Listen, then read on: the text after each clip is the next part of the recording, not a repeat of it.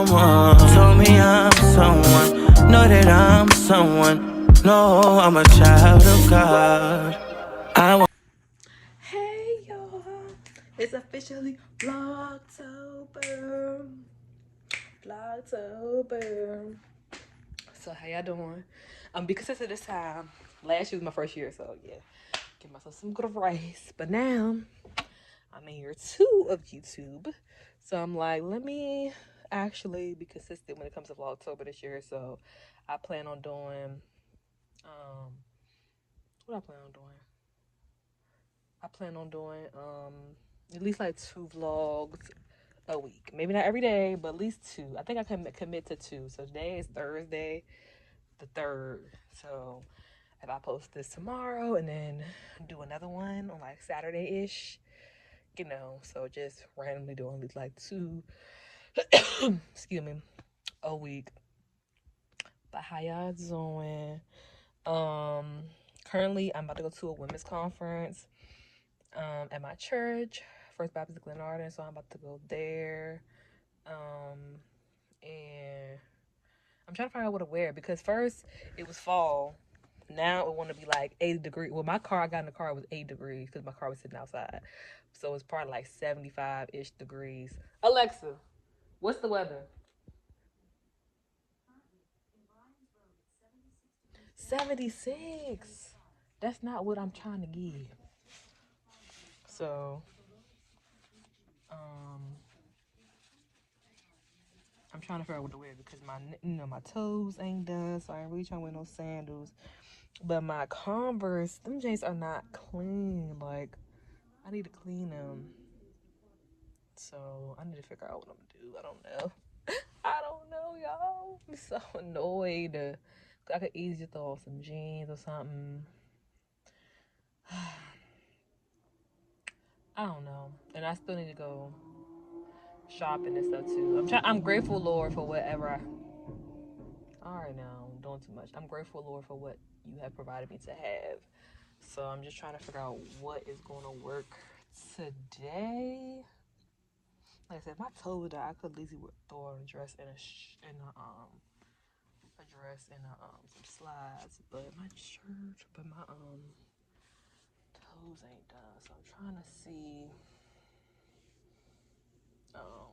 what to do exactly. But yeah, so I'm trying to figure out what I come up with, and get ready and shower and stuff. I got like an hour. I'm gonna leave. Well, I got less than an hour, like 30 minutes is really all I need for real. But yeah, I want to show y'all my board. So look, my just getting in my word and just utilizing my time. That's one of the things we're talking about for my discipleship group, was like utilizing our time and like not like asking the Lord, like, the time that you give me, like, let me use to glorify you and not just waste it. And I'm honestly been just doing nothing but on Instagram, on TikTok, watching TV, just like not being productive. So I said, let me put this on my board.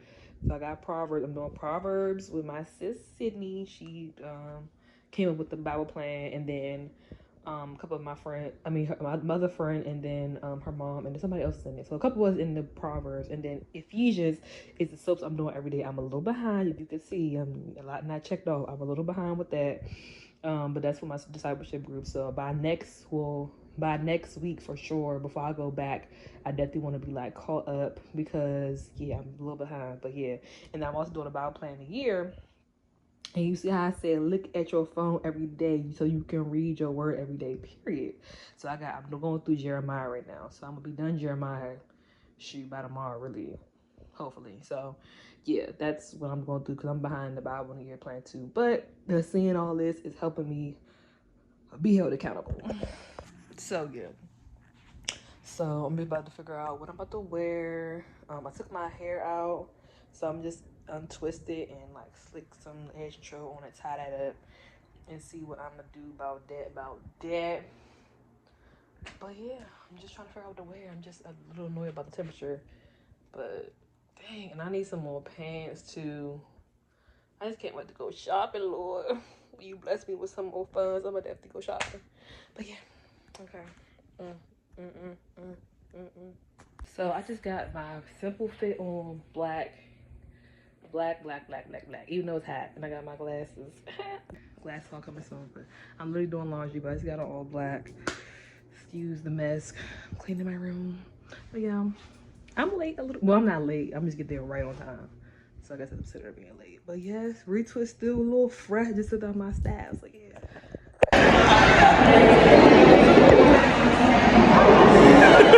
I need to figure that out too. I don't know what I'm gonna wear either. I know it's giving like really like, hey y'all. Y'all can see my blush a little bit. I put some blush on. But what am I saying? Oh, so I want to give y'all a recap about the women's conference day 1. So what happened? So day 1 was just like the opening night or whatever. So I can't remember her name. I'm trying to remember her name, put her name on the screen, but she always comes to our church. She's like a family of the church. She always comes. Her name is, I don't know her name, but she's a pastor and she's from South Africa, and I always see her all the time. I always forget her name. But anyway, she opened up night 1 and she was just talking about Tamar's story and how, actually I have the notes. She was talking about Tamar's story, and if you know about Tamar, you know she was a woman in the Bible. She got raped by one of her brothers, and David's son. Yeah, she got raped by one of her brothers, and she was the daughter of David. So she ended up raped by one of her brothers, and he pretty much, like, she was a virgin, so he like took her virginity and everything like that. And or maybe not David, maybe it was Samuel. I think it might have been second Samuel. Maybe it was no, it was David's son. Yeah, she was David's son, I think so. So she was David. Yeah, she was David's daughter. Sorry. So yeah, her brother raped her and took her virginity, and back in the day she was explaining how they used to wear like a skirt and it was all colorful and stuff, and that shows that you are a virgin. But after that happened, you know, it got ripped and she had ash on her head showing, I forgot what she exactly said what the ash meant, but the rip meaning like she was no longer a virgin. And she was talking about desolation and how after that happened to her, the book of her, like her life just ends right there. Like she no longer mentioned in the Bible, and the enemy like pretty much took her story and I made it her identity instead of her story just being like a testimony or being a part of her life. She made it her identity instead of her being identified in Christ. And she was just saying how I gotta look up what the desolation actually means. What did it say? It enters a state, it means entering a state of emptiness and to be sad and be abandoned. So that's all what she was feeling. And she was explaining to us, like, as women, that when things happen to us, we always be like, oh dang, why, what did we do wrong? Not saying hold herself accountable, but she was in a sense like if a woman gets like raped or sexually or essay, I don't think I can say that on here, or any like type of thing like that, or just getting wrong, we all like, what do we do, instead of just seeing the problem for what it is and understanding, like, women that had stories like that, it's like you didn't do anything wrong, somebody like hurt you in that way, harmed you in that way. So one thing the point she was giving us was like blindness. The first thing the enemy did was try like to blind you and not let you have any more hope, any more dreams. And then also the devil will like try to isolate you, and that is so real, because the enemy really will try to isolate you, like having you ignore your friends' phone calls, parents' phone calls, just kind of like have you trapped in a room. And that's something that he wants to do. He wants to hide you away and isolate you from family and loving people, because he wants you to be in your own head and just have doubt and have fear and have worry and all that type of stuff. And then also she was like, the enemy wants to silence you. So when Tamar got raped, she went to her other brother and was like, hey, you know, he done did me dirt, he done raped me type thing. And he was like, you know, stay quiet about it, like, don't say anything. And she also, I'm pretty sure, like, back then when you like say somebody take your virginity, you like stay in the house or whatever. But instead of her going back to the palace, she stayed in her brother's house. So she was like hidden and like by herself alone, which is isolation, by herself in his palace, in his place, instead of going back, you know, to her dad and going to the palace. So she pretty much broke all that down. And then it was incredible people that had experienced that were like on stage. They showed their signs up there. It was a sign showing like their age and showing like who did it to them. Most times like a family member or a friend or a stepfather or whatever. And I'm just like, oh, like some people had like brother. It was just like all that type of thing. So it was just so emotional, y'all. So that was like what happened yesterday. And then you know, at the end of every like, you know, service or event or at that church, we always ask people like, you know, come to the altar if you want to get saved, to give up to Christ, to join the church. And it was so beautiful. Every time somebody does it, I always get emotional because it's like, wow, like give your life to Christ is such a beautiful thing and you will be changed forever. And I just always get emotional about that. And then a girl I actually knew was up there and I'm like, oh my God. And like back in the day, like long story short, like we was like messing with the same guy or whatever back in the day. And you know, the society and the world wants you to like hate the woman or, you know, just not let you be cool with people that, you know, your man or whatever mess with or stuff like that. And I'm just like, I thank God for just like for having a forgiving heart and for having just wanting to have a heart like him and not allowing the past and like pettiness and having a worldly mindset like I did back in the day, like turn me away from just like interacting with people that, you know, stuff like that happened. So long story short, so when that happened, I ended up seeing her and the Holy Spirit was like nudging me like, you have to go speak to her, you gotta go speak to her, you gotta go find her. So I was like, okay, bet. So I was like, after this the event was over, like my church is big, so I was trying to go find her and I couldn't find. I was like, where is the room at? Like I don't know where it's at. So I ended up coming back in the sanctuary and told somebody, and they was like, yeah, just go this way and go back out, you'll find it. I ended up going the wrong way again, and she was just like, the police officer was like, girl, you need some help, whatever. And I'm like, yeah, where's the room? She like told me like, go down the hall and you'll see on your left. So okay, cool. So I ended up going down there and I found the room, but I was on the outside because the room had 2 doors. So I was on the outside of the room where they weren't coming out of. So I was sitting there for a good like 5 minutes, and I was like, you know what, maybe I should just follow her on Instagram. Find her Instagram, follow her, and then just message her. But the Holy Spirit was like nudging me. I was like, it was like, you gotta speak to her, you gotta speak to her, you gotta find her. So I was like, okay. And I was on the other side of the door. And then after that, I had like walked, I say, oh dang, I'm on the wrong side. They're not coming out this way. And I like walked back in the other doors, and then I like peeped in the classroom where they was at, and I see she was still there. So I'm like, okay, bet, I'm just waiting for her. So I stood out there waiting for her, and like she kind of like walked past me at first and tapped on her shoulder. I'm like, hey girl. She's like, oh my God, hey. And then she was like so welcome and everything. I said, yeah girl, I know you weren't like friends for back in the day, but I just want to say hi, congratulate you.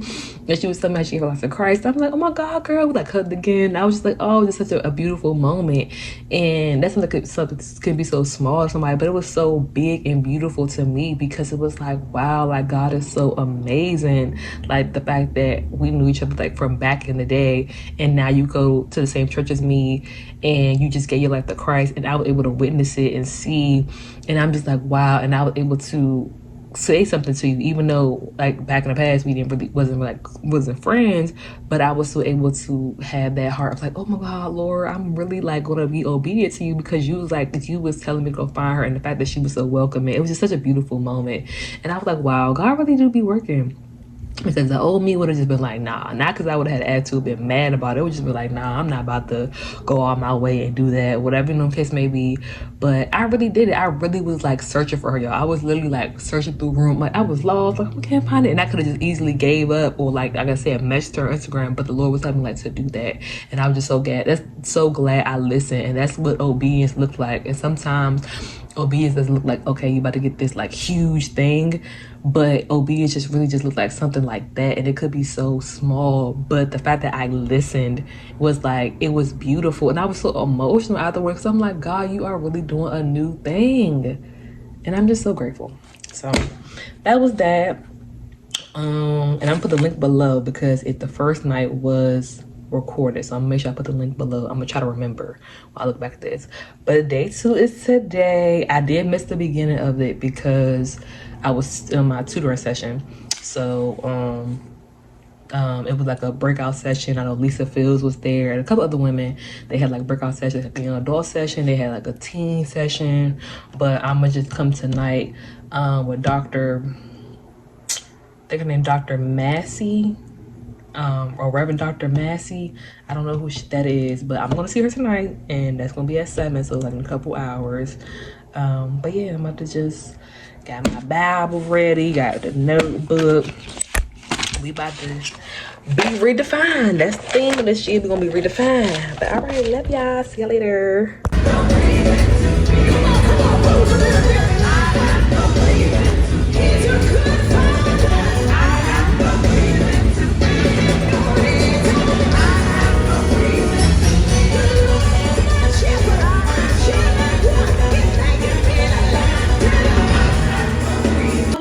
That some pressure is good. I know that there's a reason why diamonds are that beautiful, because that's good pressure. It's a good thing to have pressure to go on.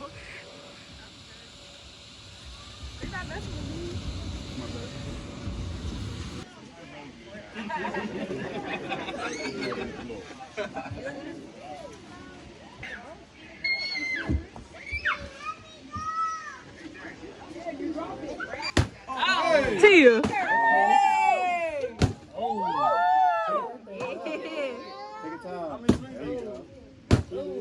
Okay, all right. I guess what was that, 5? Bro. Yes. 1, 2, 3. Happy birthday to you. Happy birthday to you. Happy birthday, dear Ariel. Happy birthday to you. And many more. Oh, I thought we was going to do that part. How old are you? How old are you? How old are you? How old are you? Yeah!